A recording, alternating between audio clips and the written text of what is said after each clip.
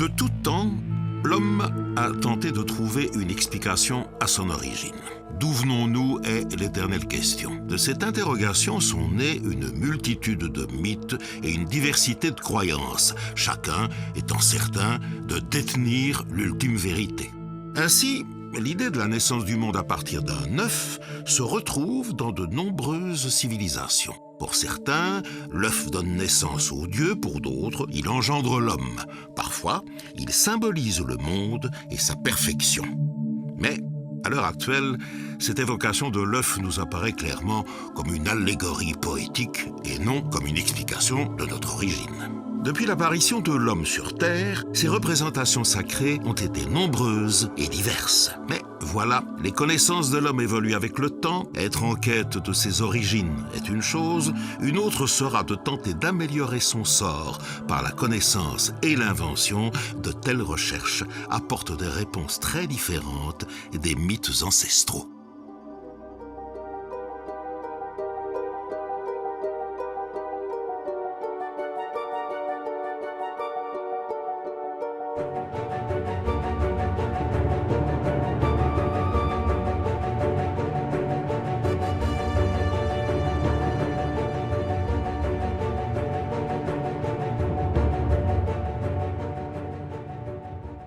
Les religions et leurs croyances se sont rapidement senties menacées par la science et les résultats de ces recherches. Les exemples sont nombreux dans l'histoire, en voici, parmi tant d'autres, deux significatifs.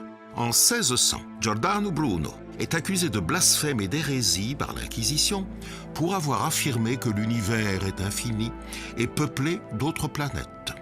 Pour cela, il sera torturé et brûlé vif.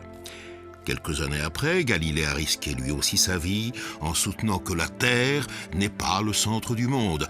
On connaît la suite. Et pourtant, Giordano Bruno et Galilée avaient tous les deux raison. Cela a été confirmé.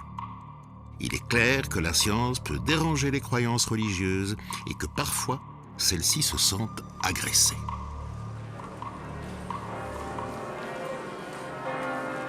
Ces dernières années, les attaques les plus virulentes contre la connaissance scientifique sont dues à une doctrine dite le créationnisme.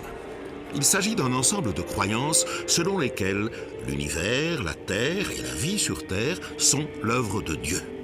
Cette doctrine, qui trouve son origine dans une lecture littérale du livre de la Genèse, soutient que chaque espèce a fait l'objet d'une création individuelle et que, créées par Dieu à l'état de perfection, les espèces sont nécessairement restées inchangées depuis leur apparition sur Terre. Cette croyance fixiste, profondément ancrée depuis la nuit des temps chez les adeptes des trois grandes religions monothéistes, judaïsme, christianisme et islam, a persisté sans provoquer d'émotion particulière jusqu'à la publication en 1859 de L'origine des espèces par la voie de la sélection naturelle. Dans cette œuvre maîtresse, Darwin avance l'idée que les êtres vivants sont apparus progressivement au départ d'un ancêtre commun et que l'homme est issu de l'évolution au même titre que les autres organismes. Dans l'histoire des sciences, c'est la toute première fois qu'un scientifique propose une alternative aux croyances religieuses concernant l'origine des êtres vivants et la position de l'homme dans l'univers. Sa théorie, en fait, consiste à faire intervenir deux facteurs majeurs. D'une part, la variabilité des caractères qui existent au sein des espèces et qu'il avait eu l'occasion d'observer pendant toute sa carrière, c'est-à-dire pendant plus de 30 ans. Et par ailleurs, la sélection naturelle qui allait précisément agir sur cette variabilité. Alors ce qui est très important, c'est que grâce à ces deux facteurs combinés, la variabilité au sein d'une espèce et la sélection naturelle qui porte sur ses caractères, Darwin permettait tout à la fois d'expliquer la diversité de la vie sur Terre, la variabilité, l'adaptation des organismes à leur milieu, mais aussi l'apparition de nouvelles espèces. Et dans ce cadre, bien entendu, ce qui est tout à fait nouveau, c'est que l'homme apparaît comme une espèce animale au même titre que les autres et ne peut plus à ce moment-là se revendiquer d'avoir été créé par Dieu à son image. La réaction ne se fit pas attendre. Dès 1860, l'Église anglicane lançait une offensive virulente connue sous le nom de créationnisme afin de contrer les vues impies de Darwin. Celui-ci l'a échappé belle. Quelques siècles plus tôt, il aurait été brûlé vif. Des réactions véhémentes aussi bien parmi le large public que certains scientifiques et que des personnages tels que la reine Victoria disant quelque chose dans le genre « Si nous descendons du singe, espérons que ce ne soit pas le cas, mais si ça l'était, espérons que cela ne se sache pas ». Je crois que ça dérange quelque part l'idée que l'on peut se faire de l'homme. D'ailleurs, si on analyse les écrits de la plupart des créationnistes, à la limite, beaucoup sont prêts à accepter l'évolution. L'évolution lorsqu'il s'agit du règne végétal, du règne animal considéré quelque part comme inférieur. Ce qui les dérange, continue à fortement déranger, c'est en fait l'évolution de l'homme qui répondrait au même principe que l'évolution animale. En 1860, les partisans du créationnisme rejettent radicalement la théorie darwinienne, simplement parce qu'elle contredit les textes sacrés. Pratiquant une lecture littérale de la Bible, ils affirment que la Terre a été créée par Dieu en 6 jours, il y a quelques 6000 ans, sous la forme que nous lui connaissons aujourd'hui. Aussi longtemps que les scientifiques ne faisaient qu'observer et classer les organismes, on pouvait très bien admettre l'idée qu'ils observaient l'œuvre de Dieu. À partir du moment où ils mettent en doute le fait que Dieu a créé la vie sur Terre en 6 jours, il y a 6000 ans, qu'ils contestent ce volet-là, évidemment, c'est effectivement la croyance en un Dieu créateur tout-puissant, omniscient, qui est mise en cause. L'évolution en biologie est un concept qui rend compte de la transformation et de la diversification des espèces vivantes depuis l'apparition de la vie sur Terre, il y a 3,8 milliards d'années, jusqu'à l'ensemble des êtres vivants actuels, y compris l'homme. En fait, la théorie de Darwin est révolutionnaire car elle bouleverse un système politique bien établi où la religion exerce au niveau des États un important pouvoir. En fait, il faut bien se rendre compte qu'au-delà de ces réactions religieuses, c'est surtout un agenda politique, finalement, et philosophique, qui se trouve derrière ces mouvements. Quand on dit politique, c'est essentiellement, en effet, l'aveu que les églises veulent garder un certain pouvoir, être maîtres d'une certaine vérité.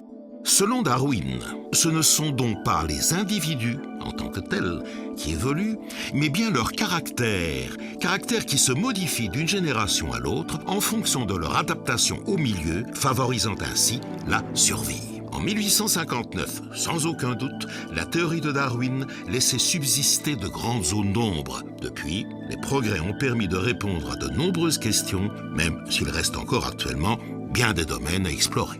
Dès l'apparition, le développement de la génétique mendélienne au tout début du XXe siècle, puis de la génétique des populations dans les années 1920 et beaucoup plus récemment de la génétique moléculaire, bien, tous les apports de la génétique sont venus confirmer de manière absolument formelle la théorie darwinienne. C'est d'ailleurs tellement vrai que l'intégration de tous ces apports de la génétique dans la théorie darwinienne a finalement donné naissance à ce qu'on pourrait peut-être appeler une nouvelle discipline, qui est la théorie synthétique de l'évolution. C'est surtout aux États-Unis que les thèses créationnistes vont rencontrer un intérêt certain. Cependant, devant les progrès irréfutables des sciences, de nouvelles tendances créationnistes se font jour. On voit ainsi apparaître un créationnisme scientifique qui pratique une lecture moins simpliste de la Bible, mais continue à critiquer la théorie de l'évolution. Dans les années 1980, apparaît un nouvel avatar du créationnisme.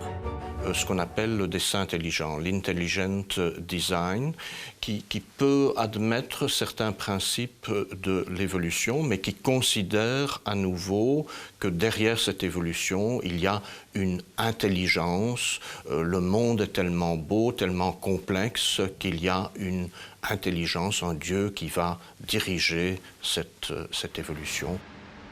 Contrairement à leurs prédécesseurs créationnistes, les partisans du dessin intelligent se déclarent évolutionnistes, mais avec un « mais ». Si les adeptes de cette nouvelle doctrine admettent le fait de l'évolution, en revanche, ils refusent catégoriquement d'en reconnaître les mécanismes. Selon leur doctrine, le monde vivant est tellement complexe et parfait qu'il ne peut résulter que de l'intervention d'une intelligence ou d'une force supérieure qui aurait conçu les premiers êtres vivants et en aurait guidé l'évolution. En d'autres termes, sous le couvert d'un discours se voulant scientifique, les tenants de l'intelligent design cherchent à faire admettre la nécessité d'un recours à des explications surnaturelles pour compléter les données scientifiques. La validation des savoirs scientifiques, elle est collective. Et elle est donc laïque par essence, parce qu'elle est collective.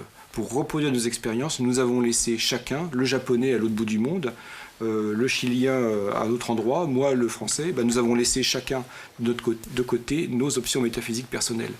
L'intelligent design demande une confusion, appelle à une confusion entre les options métaphysiques personnelles de chacun et la validation des connaissances scientifiques qui normalement devraient être collectives.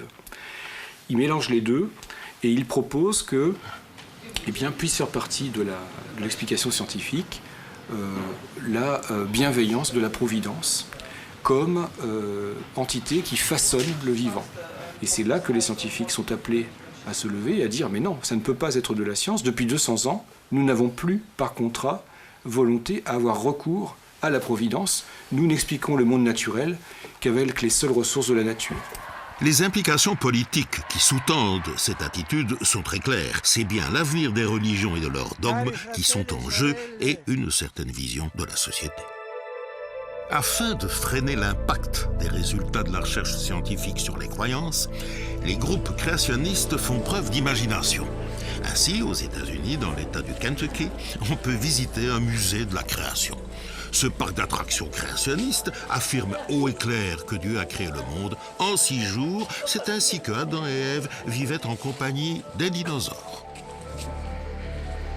Mais il ne faut pas aller aussi loin pour trouver des traces de l'œuvre missionnaire de groupes créationnistes. On peut, aux Pays-Bas, visiter cette impressionnante reconstitution de l'Arche de Noé. Ici aussi, tout est fait pour confirmer, comme l'explique la Bible, que Noé a bel et bien existé et que, sur son bateau, il a bien sauvé du cataclysme un mâle et une femelle de chaque espèce. Actuellement, on dénombre quelques dizaines de millions d'espèces répertoriées. On ne peut s'empêcher de se demander comment tous auraient pu s'entasser sur un bateau, même 2 fois plus grand que celui-ci. No, I think it's real.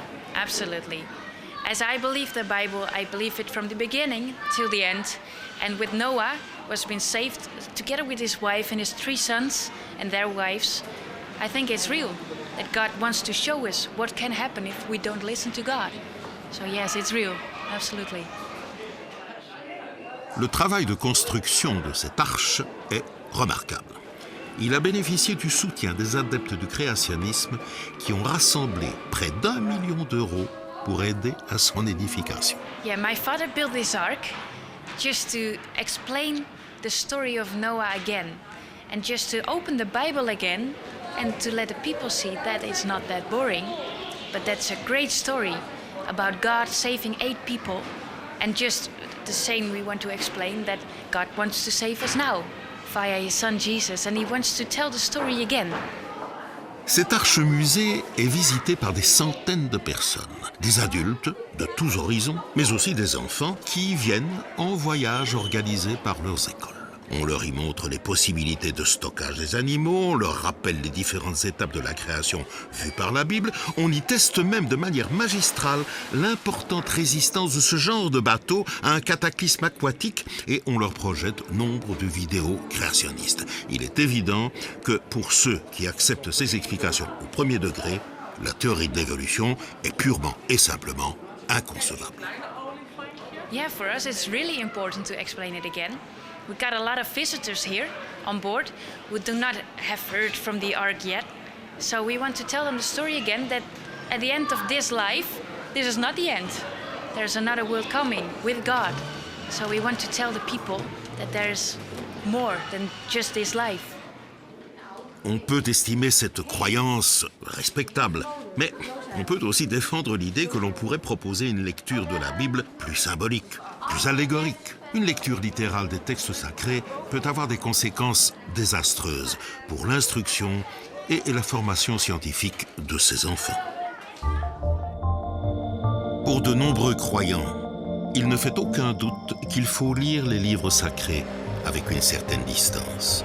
Il faut pouvoir les décoder.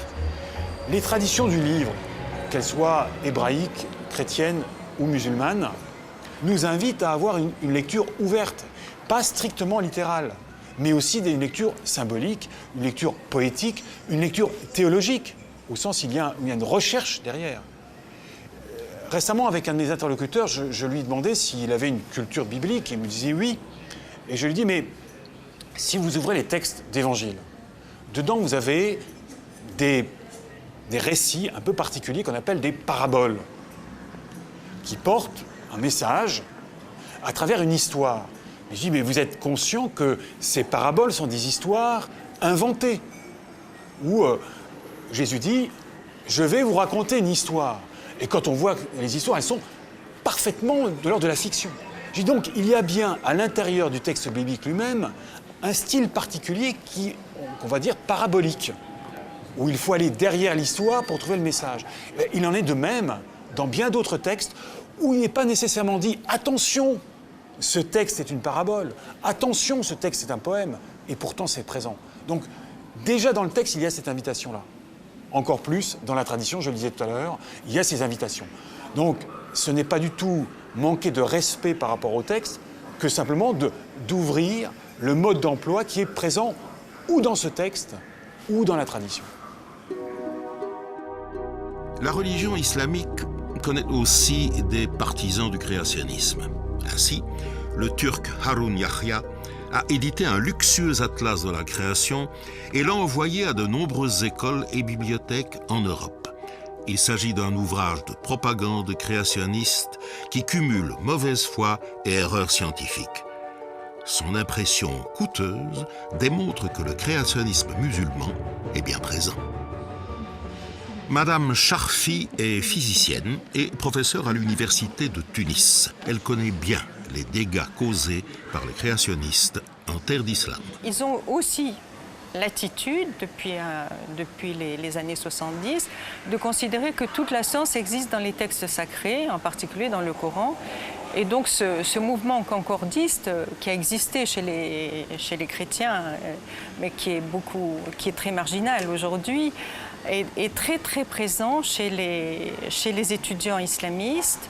Il est très présent sur Internet. Vous pouvez voir un très grand nombre de sites où on vous citera des versets du Coran avec l'interprétation disant que voilà, la théorie qu'on vient de trouver, même des théories tout à fait actuelles, sur le fond cosmologique, sur le Big Bang, etc., existait déjà dans le Coran. Donc cette réappropriation de la science est aussi un frein au développement de la science dans les pays musulmans. Au plan international, le créationnisme constituerait le terrain d'entente des intégristes chrétiens et musulmans. On le remarque dans tous les secteurs et dans tous les sujets, que ce soit le sujet de la femme ou le sujet de la société. On n'est pas dans la confrontation entre l'Occident et les autres, mais on est dans la confrontation entre, finalement, ceux qui défendent la religion et la non-séparation entre religion et politique et le camp des laïcs qui sont pour la liberté de penser et pour un esprit critique. Ils ne sont pas uniquement contre la science, ils sont aussi contre la liberté de la femme, ils sont aussi contre une société libre, contre la liberté individuelle. Donc tout ça est très lié. Alors justement, les créationnistes se sont beaucoup attaqués à la théorie de l'évolution en disant que c'était une théorie matérialiste. C'est ça la clé. Et donc cette théorie matérialiste, elle mène à tout, elle mène au racisme, elle mène à la pornographie, c'est très fort finalement, cette attaque de la science, mais en réalité à des fins politiques. La diffusion en Europe de cet atlas de la création provoque une prise de conscience de la menace créationniste. Guy Langagne, un parlementaire français du Conseil de l'Europe, réagit et veut présenter en 2007 au Conseil un rapport sur les dangers du créationnisme dans l'éducation. Cette présentation est empêchée en dernière minute par un amendement déposé par un parlementaire belge, Luc Vandenbrande. Au moment où il a été refusé, je dois dire que je n'ai pas très bien compris ce qui se passait. Je me dis, comment se fait-il que... Parce que c'était rarissime, c'est la première fois que j'ai vu ça en 10 ans de vie parlementaire au Conseil de l'Europe. Comment se fait-il que ces 47-48 pays aient décidé de ne pas discuter de mon rapport? Et j'ai eu l'explication, qui est arrivée un peu après, et c'est une lettre qui vient directement du Saint-Siège, donc du Vatican, si vous voulez. Rassurez-vous, je vais vous épargner la lecture de la lettre, mais je vous en lis simplement un petit paragraphe. Comme suite à la démarche entreprise par Monseigneur Rallo, qui était l'évêque qui était, le cardinal, je crois, qui était représentant du Saint-Siège auprès du Conseil de l'Europe. Donc, comme suite à la démarche entreprise par Monseigneur Rallo auprès de vous, je me permets de vous soumettre avec déférence les réticences de mes autorités sur ce projet. Le projet, c'est mon rapport. Écoutez cette phrase. Le Saint-Siège estime qu'en ce moment, le mieux serait que ce projet ne soit pas adopté. Je vous serais extrêmement reconnaissant de bien vouloir abonder dans ce sens. Ainsi, la religion s'est immiscée profondément dans la vie politique européenne. Déjà en Italie, une ministre demande que l'on arrête d'enseigner la théorie de l'évolution. Idem en Pologne. En Roumanie, l'enseignement de la théorie de l'évolution est contesté. Or, l'évolution, je le dis ici, c'est toute la vie. C'est-à-dire ça touche à tous les domaines de la biologie, de la génétique, de la paléoanthropologie, de tout ce que vous voulez. C'est véritablement, on ne peut pas étudier les sciences si on n'étudie pas l'évolution. Et je dis qu'il faut qu'on soit extrêmement vigilant. Problème qu'il doit y avoir en Belgique aussi sur l'utilisation des cellules souches embryonnaires. C'est le même sujet. C'est-à-dire qu'on veut empêcher les recherches d'évoluer, et c'est un créneau qui permettra de guérir probablement de nombreuses maladies. Eh bien, le religieux dit non, n'utilisez pas les embryons pour faire des recherches. Le créationnisme n'attaque pas que l'évolution. C'est le concept même de notre société qui est en jeu. Outre de nombreux secteurs de la recherche scientifique, les créationnistes remettent en cause l'émancipation de la femme, la contraception, une certaine libéralisation de l'avortement et de l'euthanasie. Bref, le rejet de la théorie de l'évolution n'est que la partie visible de l'iceberg. J'ai dit empêcher l'enseignement de l'évolution, c'est une atteinte aux droits de l'homme. Et je m'explique. Empêcher un jeune ou un non-jeune, un adulte, de comprendre d'où nous venons, d'où vient l'homme, et essayer de voir où il peut aller, c'est à moi l'atteinte la plus grave à la liberté. On peut enfermer quelqu'un, mais il est très difficile, sauf le mettre dans un asile psychiatrique, de l'empêcher de penser. Et empêcher un être humain de comprendre dans quel monde il vit, d'où il vient, d'où vient l'espèce humaine, comment tout ça s'est fait, c'est à mon avis l'atteinte la plus grave que l'on puisse faire aux droits de l'homme. Après de vives protestations, le rapport sur les dangers du créationnisme a été représenté en 2008 par une parlementaire luxembourgeoise, Anne Brasseur. Le Conseil de l'Europe l'a adopté. Il faut clairement séparer la science de la croyance. Il ne s'agit pas d'antagonisme. Science et croyance doivent pouvoir coexister.